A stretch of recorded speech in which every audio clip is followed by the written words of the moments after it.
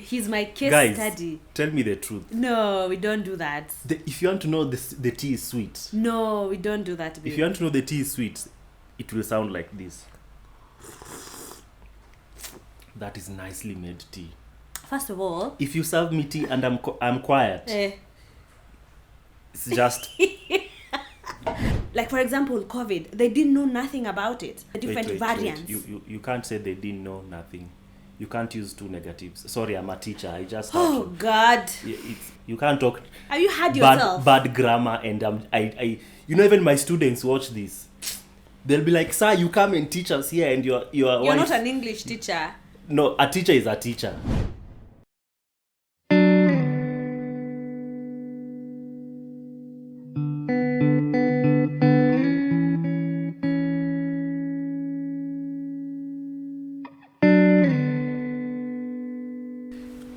Hey guys. No. But yeah, guys, hi guys, how are you? I hope you guys are well. Welcome to Soila and Curtis, our episode of What We Know For Sure, Season 2. For our new subscribers, karibuni sana, welcome. For they that keep what on is watching. This thing? Nini unafanyanga? Welcome. Welcome guys. Unajua kunikod. Our new episode. Unajua kuni-interrupt. Are you practicing to be a bunny? Unajua kuni-interrupt. But I was going to tell those ones, like how many percent was that people who watch and have not subscribed? Yeah, guys, we usually check the analytics of our Mbona videos. mnatudu hivi? So there's a critical mass. Very critical of mass. You watch almost all our videos. But don't subscribe. But you don't subscribe. What did we do to you? Fine. I thought we were meant to... Surely. I thought we were meant to be like friends. You know, friends subscribe. Acquaintances don't. It's like you come to our restaurant, you eat our food, and then you don't pay. Yeah, but... And you do that every time. Every time. You see, the fact that you keep coming means you like what we are serving. Yeah. Just pay. Just pay. Just pay. Just subscribe. Just subscribe. That's what... And it's free. Yeah. So right now, even before we go far, like first things. First of all. Don't comment now. You'll comment later after you've watched the video. Right now, you like. And because you've watched all our other videos and you know what we are about, subscribe. Yeah. No. If you are dropping here for the first time, you don't have to go watch all the other videos first. We assure you will like it. So subscribe. Alright, that subscribing, it does something to the YouTube algorithm. It recommends our video to more people. Similar people like you. And we get more views, and we get more likes, and YouTube pays us more, and we buy more equipment so that we may shoot more quality content for you. It's all about you guys. No, we'll go to good restaurants and eat good food. It all comes back to you. So like, subscribe, you'll comment at the end of the video once you watched what the content is something about. else. We haven't moved out. We haven't bought a new couch. We haven't yet. We will, but we are at the Mint Hub. I don't know if you guys have seen. We have mentioned it before. Mint Hub is a co-working area, co-working space. So if you are an individual who's looking for a space to come and work, then this is a place for you. But in the meantime, you can just watch this video to see who Mint Hub is.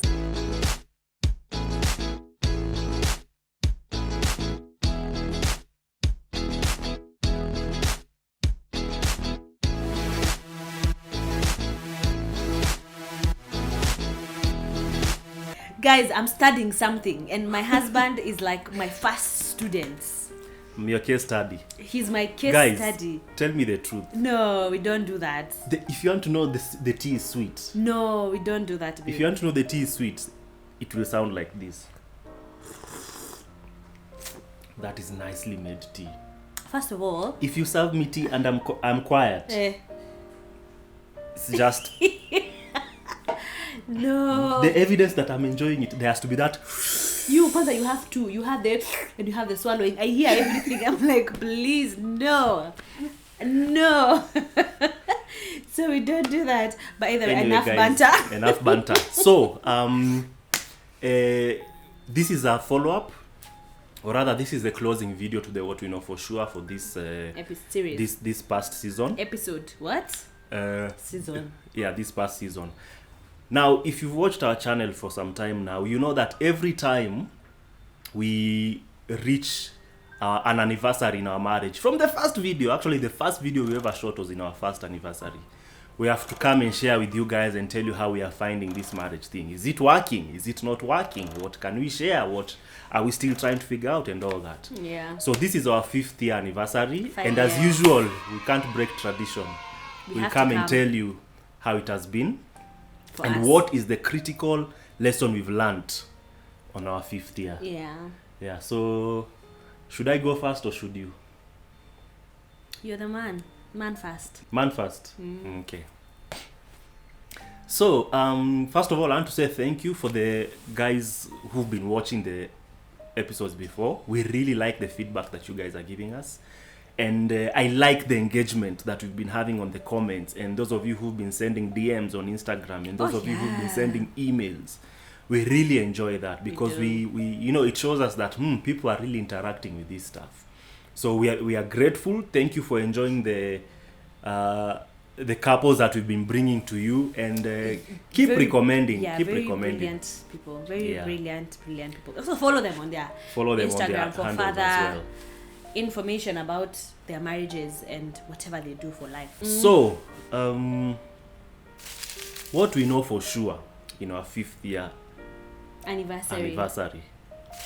What I have learned in our 5th year is that What we have learned in our 5th year. Yeah, we are still learning, as you can see. We. Yeah, we. Yeah, we have to be reminded to involve the we. Yeah. Yeah, so what we are learning in our 5th, what we have learned and still learning in our 5th year is love is not the most important thing in marriage. It's important, but it is not the most important. Some years ago, when I was still single before I got married, I was listening to some teaching by Miles Monroe, and he was talking about how love is not the most important thing in a marriage. And in my usual fashion, then I was like, this guy is teaching heresy. This guy is lying to people. How can he say that? Love is everything. Love. But it's easy to have an opinion about something when you're on the outside looking in. True. But when I got married, I started to realize, by the way, it's possible for me to love my life better. But when I got married, I realized, by the way, it's possible. Hey, what is happening?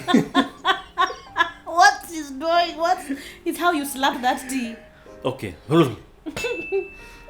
But when I got married, I realized that, by the way, it's possible for me to love my wife with all my life. But if I don't take time to learn her, if I don't take time to know her and understand her, we are still going to have problems. True. All right? And vice versa. And vice versa. So love is a good thing, but love does not operate on its own. Love works with something else, and that's what I want to introduce you guys to. You see, Paul comes and says, husband, love your wives as Christ loves the church. Truest. And then Peter comes and balances it out. He doesn't come to disagree with Paul. He comes and balances out. He says, husbands, treat your wives according to knowledge. In other words, knowledge and love are supposed to be like a tag team in a healthy marriage. You cannot have too much knowledge and a little bit of love, and you cannot have too much love and a little bit of knowledge. Now let me explain. You see, for you to claim that you love someone, and for that love to be considered to be true love, to be pure love, it is based on knowledge. Yeah. If I claim to love Soila, but the only things I know about Soila are the good things, then that is not love. Yeah. It only becomes true love when I've been exposed to both the bad side of Soila and the good side of Soila. Yeah. Once I've considered all those outcomes and I still go ahead and say, I love you, now that is true love, because it is a love that is accurate. It is a love that is based on accurate knowledge. Yeah. All right? So, when you say love is not the most important thing, it's not like you're saying love is not important. It's just we're trying to say love is supposed to work hand in hand with something else. And that's why we tell people, when you meet someone, this is for those who are dating, when you meet someone, don't be so quick to jump into a relationship. Within the first 1 month you're in a relationship and you're telling each other I love you. There's no love there. That is infatuation. Because in 1 month you've not been exposed to enough of this person. Now, we are not saying that you have to know someone 100%. That's impossible. But there's a level of knowing this person that you need to be exposed to both the bad sides of this person and the good side of this person. Now, the reason why it is important for you to be friends first, the reason why it's important for you to create to cultivate a friendship before you get into a relationship is because a friendship situation allows you to see the things about this person that are good and those that are not so good. Yeah. Because one thing about the love bag, you need to understand that, you know that bag that usually bites you and you're like, you're just in love, you are like in euphoria. That thing usually dies out. And when it dies out, now you're left with the reality of the situation. You mean this is how this person is. These are the annoying things about this person that I could not see before. Friendship allows you to do that. So once you've been exposed to all that, and you still go ahead and say, you know what, having considered all factors, having seen the good, bad, the ugly of this person, I still choose to love them. Now that is true love. That is pure love. But if Soila only loves me because of the good parts of me that I'm showing her, but I'm hiding some certain things, then that love is not full. Yeah. Mm-hmm. Does that mean that you tell people you have to then reveal much about yourself during the relationship? I would recommend. Probably not at the beginning. All right? It probably depends with how... At the beginning, you'll scare someone off. It probably depends with how the friendship is growing.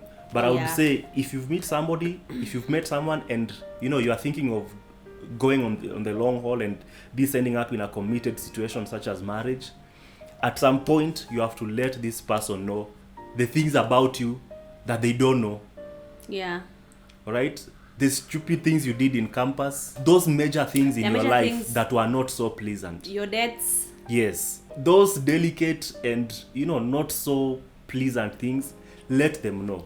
If they choose to love you after knowing those things, then you are at a good place. Yeah. But if you tell somebody and they're like, hey, Pax, I can't deal with you. Yeah, I that's not... With your baggage. No.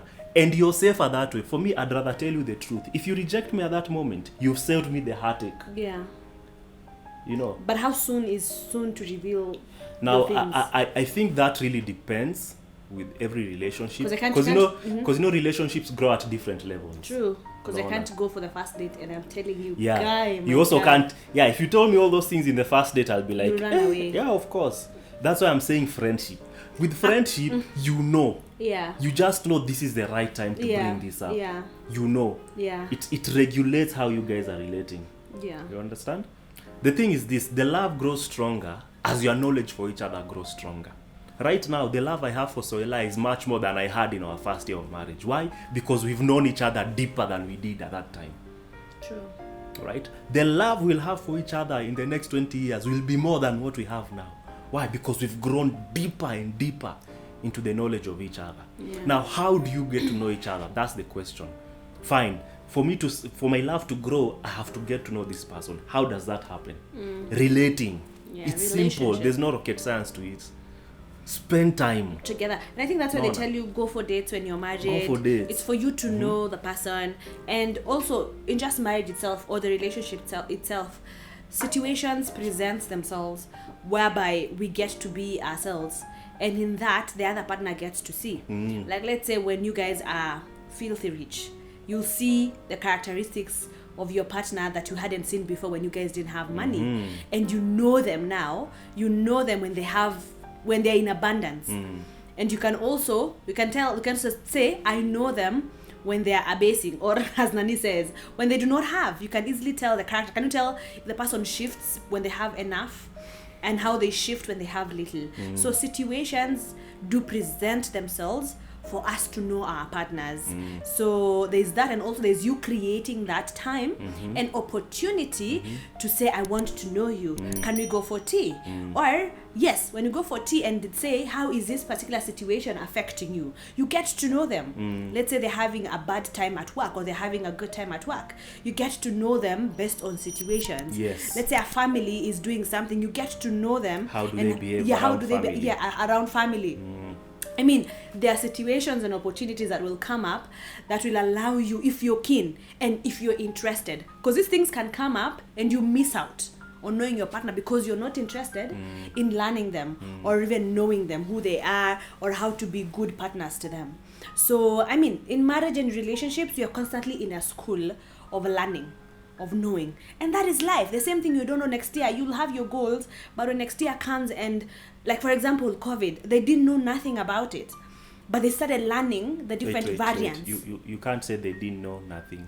You can't use two negatives. Sorry, I'm a teacher. I just God. It's not proper English. You can't say they didn't know. That is nothing. Guys, have you seen? You can't use two negatives. You can't cut Curtis like that. Yeah, you have to say they didn't and know. And then anything. he's just here cutting me short. Soila, I'm a teacher. You can't talk like this and I'm here. You can't talk. Have you had yourself? Bad grammar and I even my students watch this. They'll be like, "Sir, you come and teach us here and you're not an English teacher." No, a teacher is a teacher. Whether you're teaching English or you're teaching art. We don't do that. A teacher is a teacher. But anyway, what I'm trying to say before someone decided, I hope I'll get my train of thought back. You can't, you're so playful.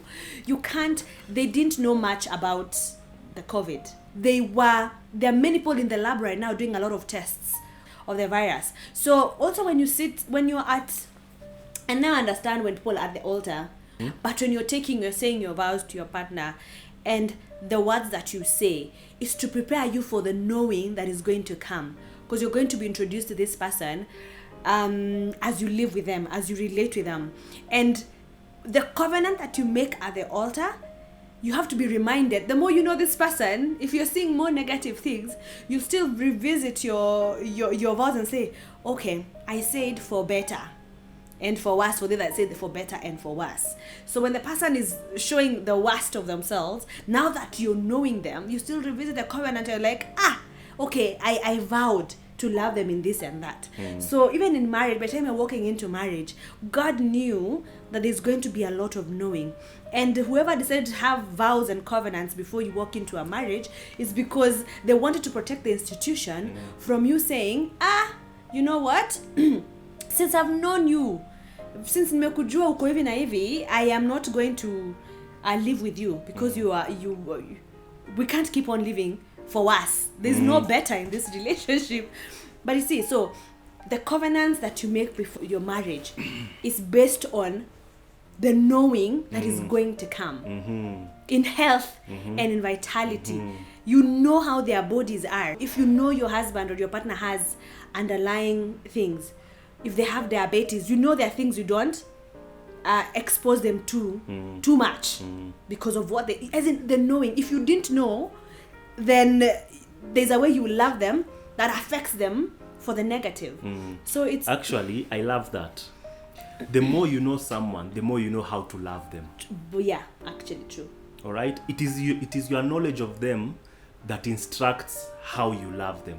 And the truth of the matter, guys, is that it takes time to know people.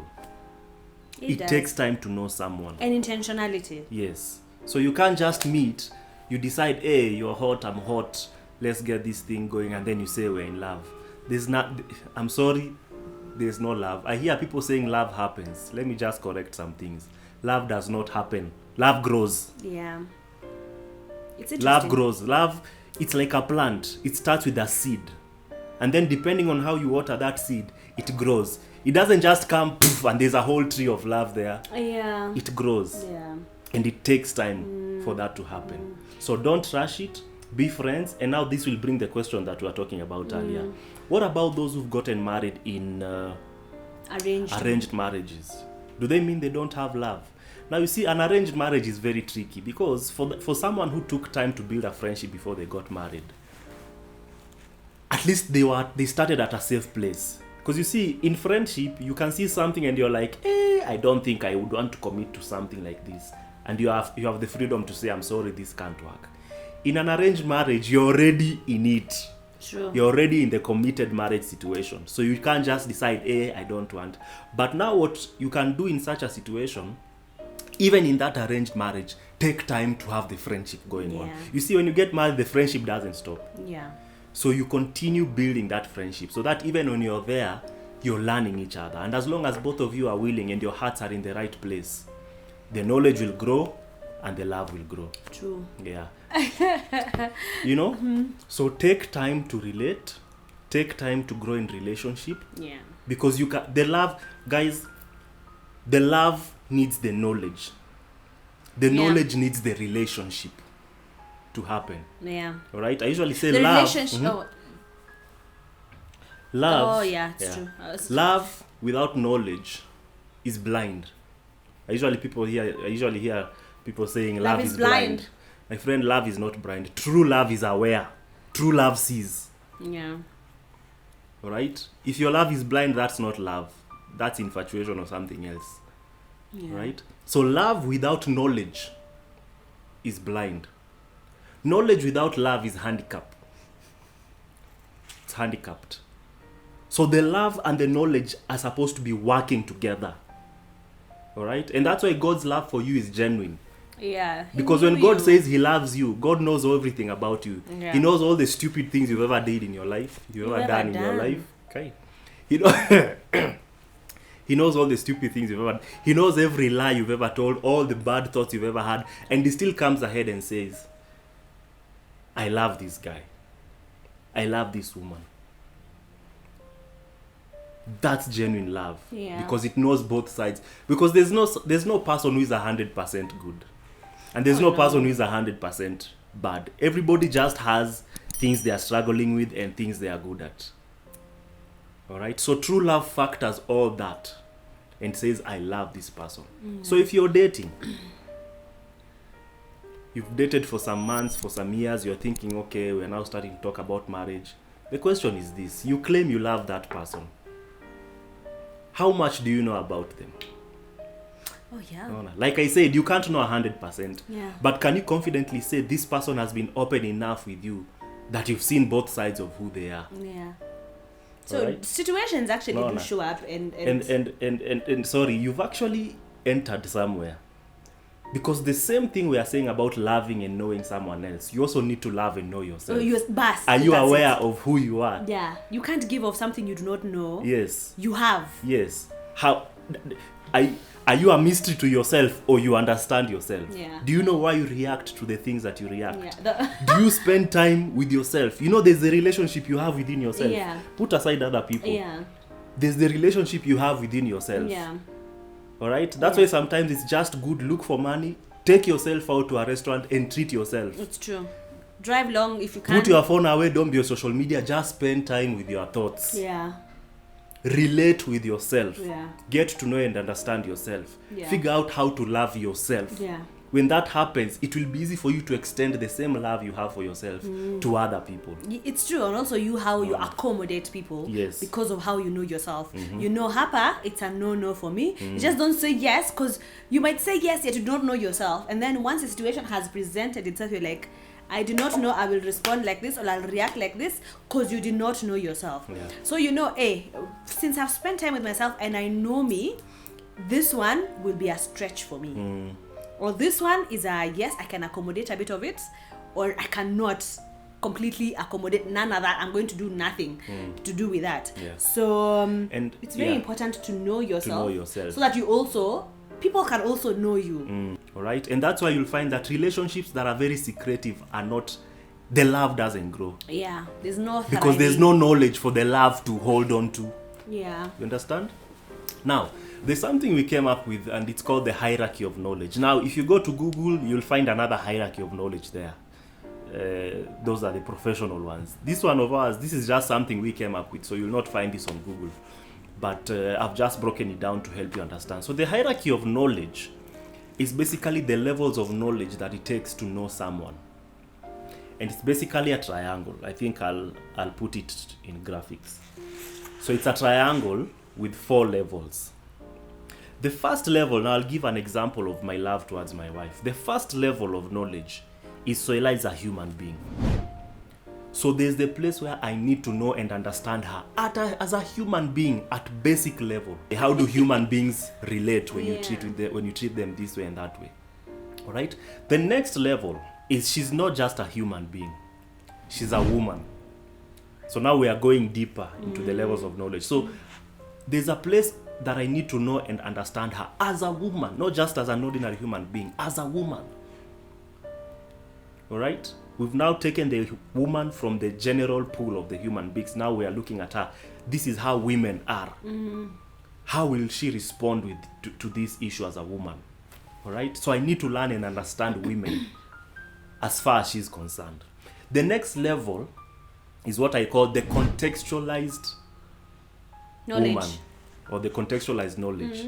So she's first a human being. I've learned her how to handle her in that level. Secondly, she's a woman.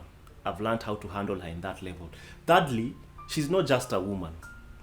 She's a woman who comes from a certain context. Number one, she's an African woman who comes from the Maasai community. She was brought up as a Christian. She went to this and this and this place. She grew up in this place. She experienced these things. So I'm now contextualizing her, because in as much as she's a woman in Africa and a woman in China and a woman in the US, there are certain things about them that are different because of the context of the culture they are in. All right? A woman who is 20 and a woman who is 50 years old, there are things that are different because of the context of age. So basically, this is the level of contextualized knowledge. Basically, you take the woman and you submit her, you place her within the contexts that surround her. So now my knowledge of Soila is based on these contexts. She came from this tribe. This is the religion she grew up in. This is where she's gone to work. This is her bringing. So I bring all those contexts in the knowledge of her. So I learn her based on those contexts. Right? The fourth level rather, is the wife. She's not just a human being, she's a woman.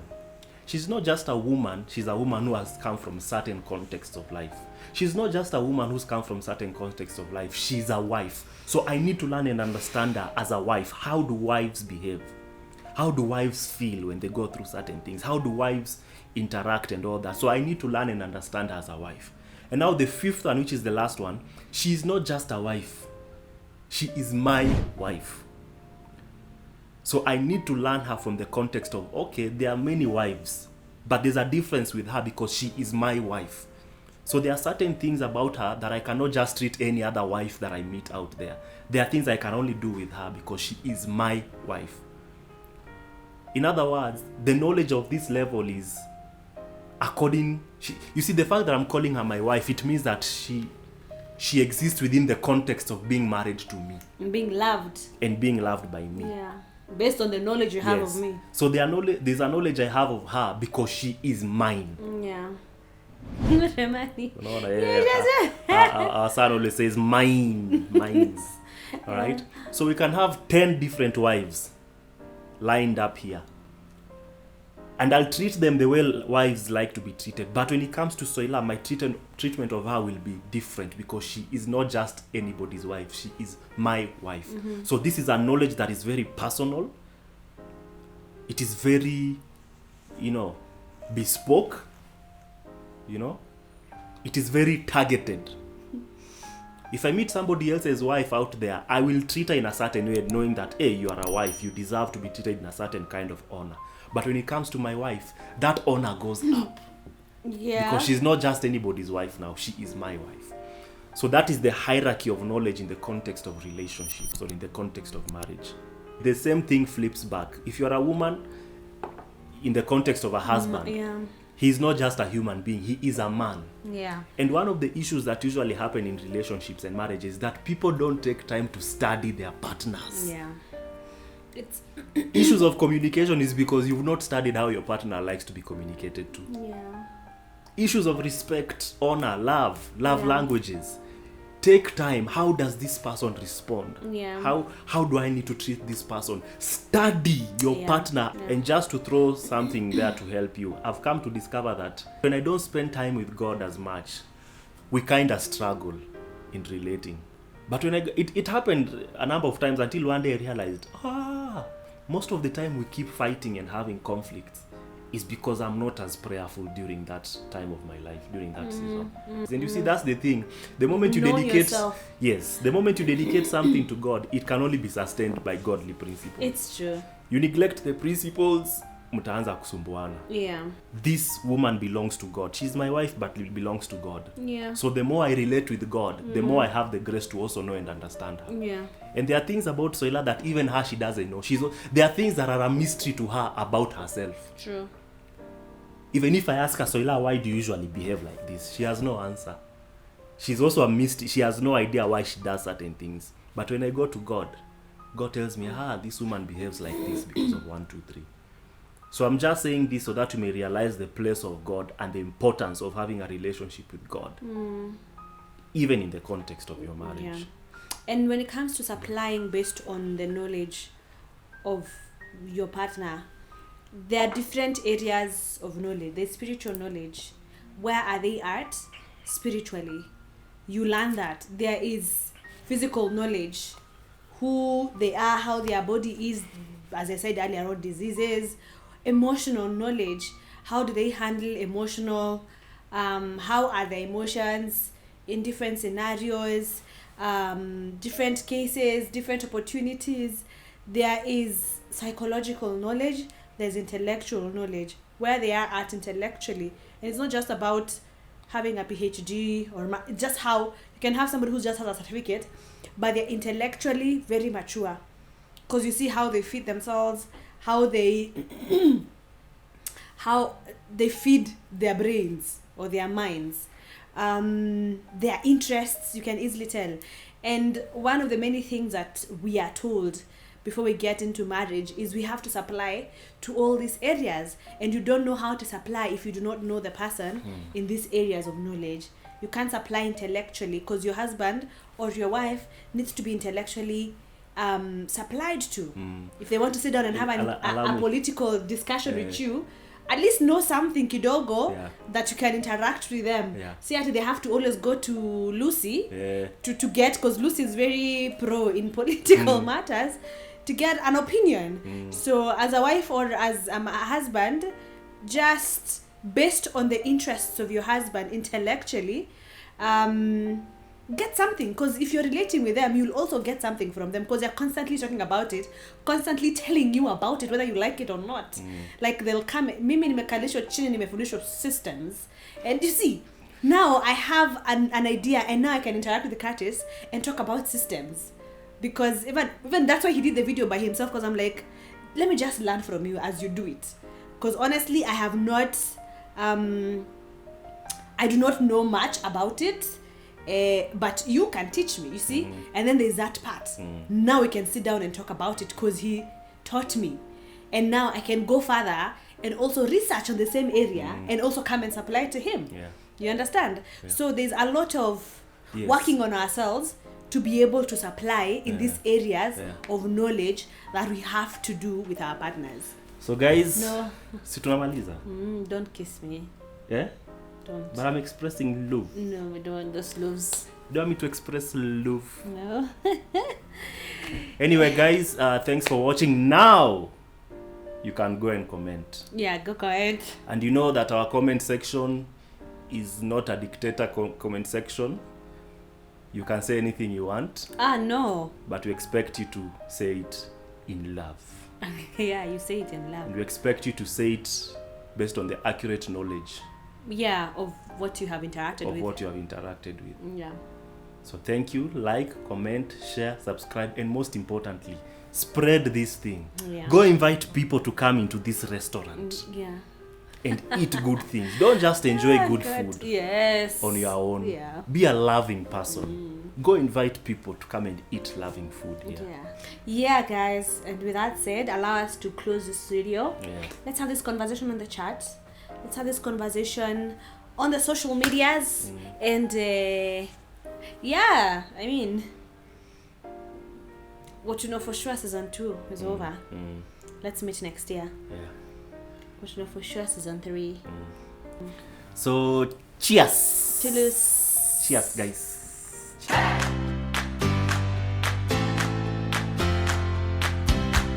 Hi. We should give people something nice, like a good. This should be our thumbnail. Should kiss my forehead.